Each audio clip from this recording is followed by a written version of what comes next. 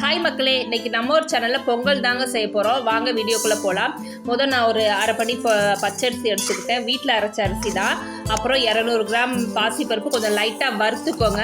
அதுக்கப்புறம் நல்லா அது 3 வாட்டி வாஷ் பண்ணிவிட்டு குக்கரில் கலந்துக்கோங்க. ஒரு பங்குக்கு 4 பங்கு தண்ணி ஊற்றிக்கோங்க. 4 இல்லைன்னா 4.5 பங்கு தண்ணி ஊற்றி குக்கரில் வச்சுக்கோங்க. கொஞ்சம் உப்பு போட்டு மஞ்சத்தூள் கொஞ்சம் லைட்டாக கலர் வர்றதுக்காகவே மஞ்சத்தூள் சேர்த்துக்கிட்டேன்.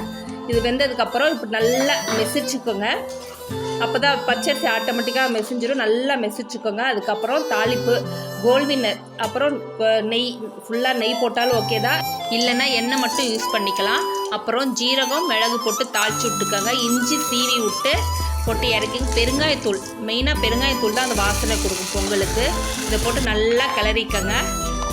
கிளறினது பிறகு நீங்கள் பொங்கல் சாப்பிட்டு பாருங்கள் எப்படி இருக்குது. இந்த வீடியோ பிடிச்சிருந்தா லைக் பண்ணுங்கள், ஷேர் பண்ணுங்கள், கமெண்ட் பண்ணுங்கள், சப்ஸ்கிரைப்